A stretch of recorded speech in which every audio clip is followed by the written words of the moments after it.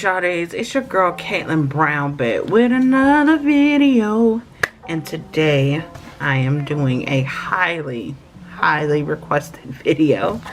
I am doing another coloring video. Now this is a picture I'm going to be coloring for today. I'm going to be coloring this whale, and the reason why I'm coloring this whale because your girl got some new merch. Not merch. Well, she has some new merch from Sharpie. Guess what I got over Christmas? My sister, shout out to Shelby, decided to get me Sharpie brush pens. Never opened them. I'll open them right now. I'm so excited. Ooh, look at this. Well, y'all already know blue's my favorite color, so look at it. Look at it. Oh, I thought brush tips, I thought they were really like, ooh, look at that. Look at that. Look at that. Look at that. Look at that. Look at that. Look at that. Look at that. I love them. I'm in love. I'm in love. Yes.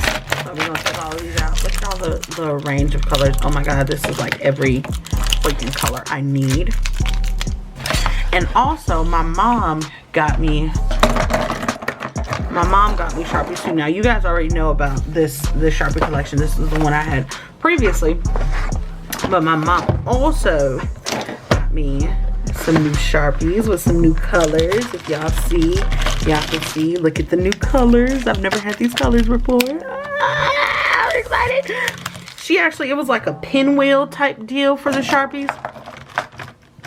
I had to throw that part away because I just couldn't find any room to put them. I don't know where to put them, but I didn't know where to put them, so I put them in here, which I had to make room for it. In here it's like a regular pencil box. I had pencils and pens and everything, but I had to remove those so I could make room for all the new Sharpies.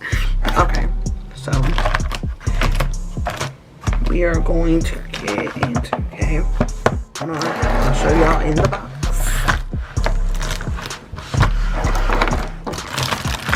Look at all of them. Hold on, I'm trying to clean up the view. Look at them. I love it. Okay, so today's topic, we're gonna talk about the state of music nowadays, the state of R&B, the state of just music in general and how it's changing, and my opinions on the change of music. Okay, so let's get started. Hey you guys, we are back, and today's topic, y'all saw the title. Today's topic, we are going to be talking about R&B. And the reason I decided to do this video is because I saw this video of this guy breaking down why R&B singers don't sound like they used to. Now, I am a 90s baby. I was born in 1998 at the end of the 90s, so I didn't get a chance to experience 90s music, but I grew up with it. My mom is a big 90s artist fan, and side note, what irritated me about growing up with 90s music is that we couldn't listen to the music we wanted to. The R&B music that was current, she wouldn't let us listen to that. No, she played her music and the music she liked, and I don't think that was considered devil music. So, yeah, I'm still a little salty about that. Yep, I am. But getting back on topic, one thing is for certain is I love R&B. I have always loved R&B, and I will always love R&B. And it has slowly become one of my favorite genres. When I was younger, I was not allowed to listen to recent R&B tracks. We were only allowed to listen to 90s R&B like that was any different. I mean, it was the same subject matter of love and heartbreak like it always has been. But according to my mom, it was different. But the singing was different. One thing she did mention was that how the singers in the 90s don't sound like the singers today. Most 90s singers, and the reason why this is because most 90s singers came from church. They grew up in a setting where they were constantly told how they sounded. Like they were either sat down or corrected in front of everybody if they missed a note or sounded wrong. Them being corrected led them to having very strong voices and at a very early age. Some of these singers were singing since they were 3 and 4, and they were under tutelage that corrected them and allowed them to expand their vocal cords. And some singers today just did not get that same tutelage. Like they may not have grown up in church, but they did grow up listening to 90s R&B artists. At that point, by them listening to their favorite 90s R&B artists, they would try to mimic their voice. And this is so funny is that they didn't have the tutelage of a church, but they did grow their vocal cords by trying to hit the runs and the high notes of the artists that they listened to, which until made their voice grow and allowed them to create their own unique sound. And this is a video just to really big up the R&B of today. I do not like the saying that, oh, well, today's music isn't like last year's music, or it's not the same music of the 90s. Of course, it's not the same music of the 90s.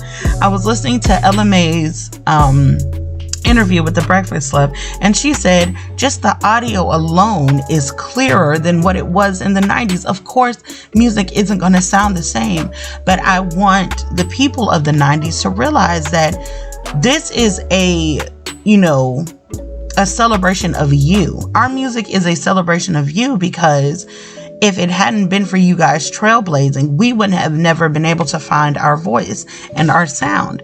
But now it seems like people of the older generations like to, downplay our sounds because they're not used to the really soft tones or the soft runs.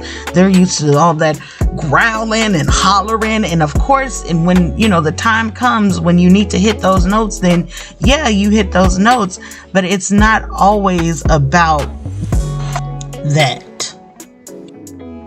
Music is all about creativity and uniqueness, and if things were to stay the same and never change, people would be unsatisfied with that.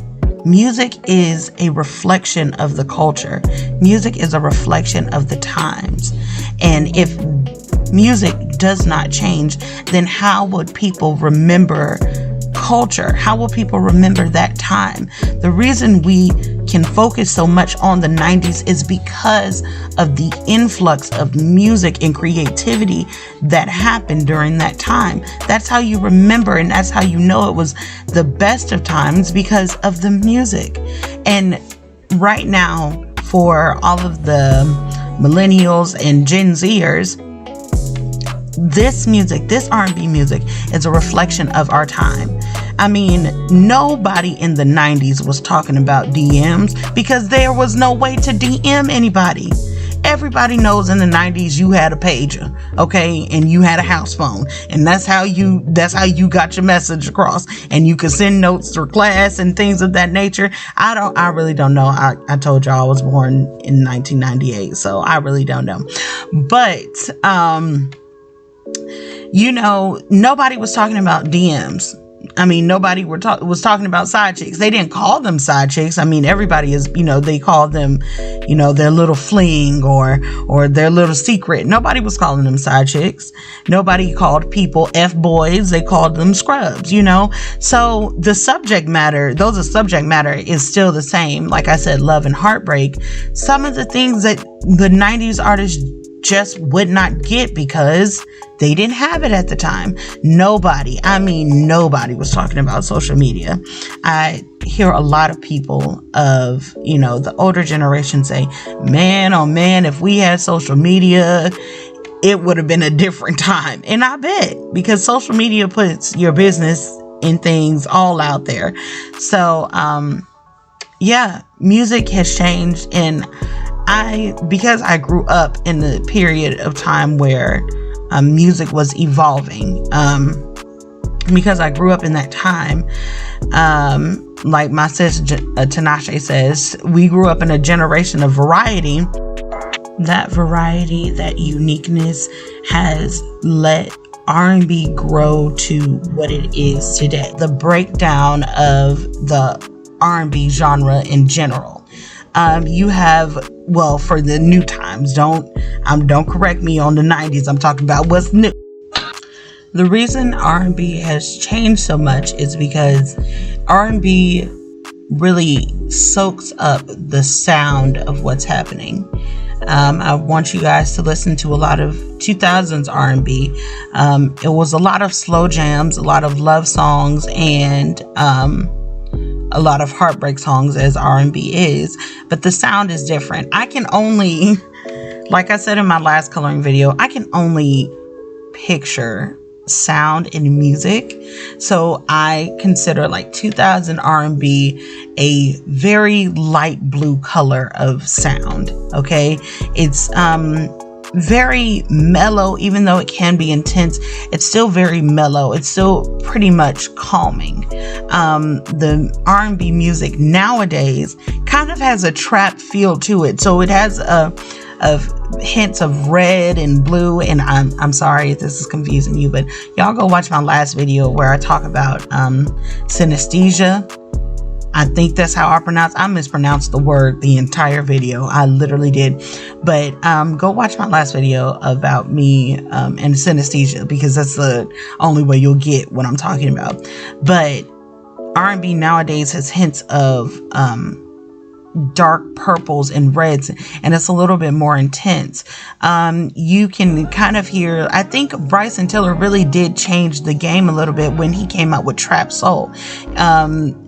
People didn't listen to like trap beats with R&B music. Like the closest thing we've heard of it was like when Drake would kind of sing on his rap beats, but Bryson Tiller literally came out with an entire album of just trap music, but just singing, like, and just with love songs. And I think everybody kind of followed in his pattern. And Chris Brown has more of a techno sound because he is a dancer. So his R&B music kind of has a techno sound with really heavy bass lines. So, R&B is just different because it is R&B soaks up the rest of all of the other genres too. You could listen to in 2012, a lot of the R&B had a techno feel to it because that's when, dubstep and house music was really popular. And then after 2012 came the trap of R&B. It was R&B started to have more of a bass line. People didn't know whether you listening to a rap song or an R&B song, So R&B literally is like every part of music. It just changes with the times. And you have to learn how to change with the times. Now, you know what?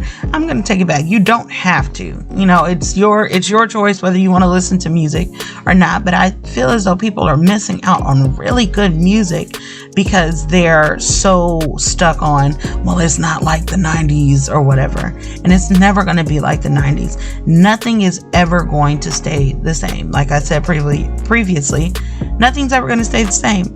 So you might as well enjoy what you have now. But what I don't like about the new sound of music is that it seems as though everybody is coming out with the same type of sound and the same type of feel. I just don't understand, it's like the newer Gen Z Gen Zers, their sound, they're imitating the new R&B artists who imitated 90s R&B. So it's like you have too much of the same sound in one area, which is just my personal opinion. And I believe everybody should work on their voice and work on their writing skills too, on what they want to say. The reason why some of the stuff sounds the same is because our access to music. There is so much new music out there. I mean, alone, LMA and Kehlani have dropped an album within the same, I want to say 2 or 3 weeks of each other. Like, I mean, it's so much new music, and you have access to everything. You have 15 different streaming platforms that you can get this music off of: YouTube, Spotify, Pandora, what is another one? SoundCloud. Like, there's so many platforms, iTunes, Apple Music. Like, there's so many platforms that you can get music, and it's exposure everywhere. Like, I mean, artists are struggling to get to the top and be at the top of the charts, and they want their records to sell. And streaming, the way streaming works is you only get paid, I want to say about some cents. Like, you don't get paid $1 every stream. No, you get paid about like 56 cents of every stream, 50 to 80 cents of every stream, because when you're streaming music, you're not giving money directly to the artist. You're giving money to the platform that you're streaming it from, and to all of the people that were a part of that project. So the artist may not get a lot of money off of streams. They may get more off of the actual pre-sale sales, like when they say, well, if you want to pre-order our album now, you can go ahead and do that on this platform and this platform. That's where you can actually buy the album, and that's where the money for the artist comes in. So y'all go buy some albums, okay? Stop streaming everything. Streaming don't really do as streaming helps. Best believe streaming helps, but it does not do as much as people would think it does, because if you have 1 million streams and you're only making like 50 cents, like that don't really add up. I guess I can't do math in my head. Don't judge me, okay? I'm currently taking a math class. I can't. Math is just not something, especially with decimals. Decimals are borderline fractions. It's just not working for me. But they're not really getting paid a lot of money for streams. So from each individual stream, not streams like not the 100 million streams you see if they say, oh, I just got 1 million streams on this. I'm not talking about that. I'm talking about like individual, like each person listening to it, they're only getting about 50 to 70 cents, So I said that to say there's a lot of exposure out there to new music. And back then, what you had to do is you had to wait for an album, and you could not pester your favorite celebrity for the album. Now we have social media where we could go DM Kehlani, or go DM LMA, or go DM Chris Brown, or DM SZA, or Summer Walker, Ty Dolla $ign, any of them. You can DM them all and say, hey, where's this new music? You said you were going to put something out. You ain't been putting nothing out. Where the music at? And you can pester them about it. But back then you had to wait and you had to anticipate. And by the time that album came out, by the time they were putting out singles and stuff, you were ready to buy the album. You were just excited to buy the album. Nowadays, it's like you can get this album anywhere, like in any shape, form, or fashion. You can get it anywhere. So, oh, y'all, look at me. Look at me. I'm about to use the brush pens. Shout out to my sister Shelby for giving me my brush pens. Oh my gosh. Look at that. Look at that glitter. Sorry. Y'all know I reference Vines and TikToks and stuff. But look at that. Look at the way it just smooth. One more time. Look.